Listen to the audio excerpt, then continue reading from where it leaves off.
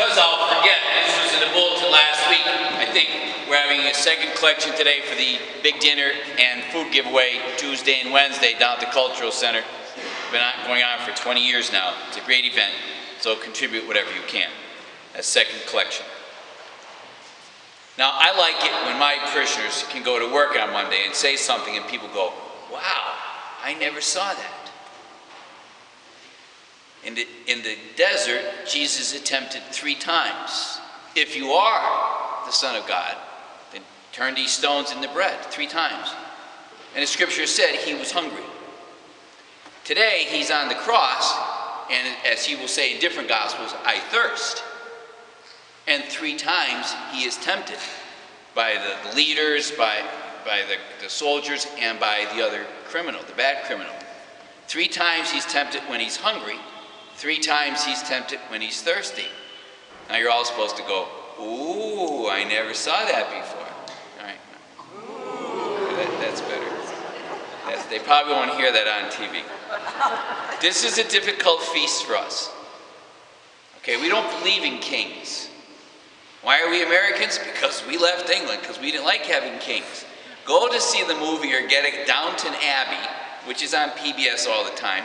You watch the English people, they really think that the king and the queen have better blood than they do. They're not elected, they're just born with better blood than the rest of us. And we don't want to be like that. Vote me and you vote me and you vote her and you, that's what we do. And yet we say Jesus is the king.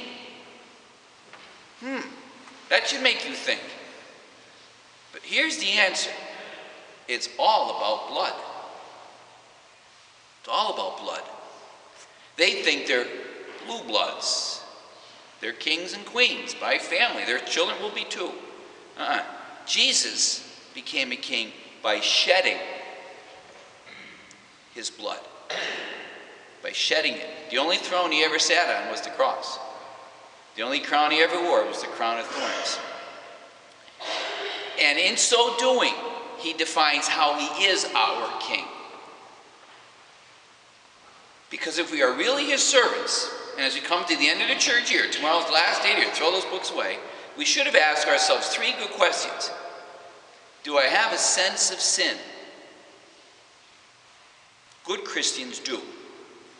Some people, nothing is a sin anymore. That's a big problem. Notice how the devil does it. When you are at your weakest, he cuts to the deepest. Person who's lonely goes out and commits adultery. That's not who you are, but it cuts to the core of who you are. That's not who you are, but that's what you did.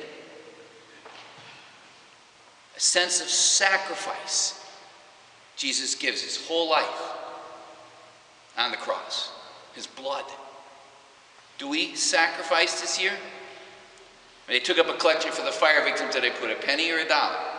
When I could have given 5. And a sense of suffering. Never more visible than on the cross. It was Lent, and instead of doing something significant, did I just do the minimum? Or did I go to bed a little bit hungry as a sign that I'm sorry for my sins? That's what makes you a subject of Jesus Christ. A sense of sin, a sense of sacrifice, and a sense of suffering. That's a different kind of kingdom. Not one of power and prestige and perks, but sacrifice, sin, suffering. That will make you. You know, there was a minister up one day talking, and he was going on and on and on for 45 minutes. And he was the kind of guy who did a lot of this. And he knocked all the papers off the podium. And he said, oh my God, where was I? And the guy yelled, at the end, I hope. Well, we're at the end of the church year. Throw the books away. Take one for a souvenir if you want. What kind of year did you have? Did you move closer to Jesus a little bit? If not, next year is a good time to start again. Let us stand, my friends, who will profess.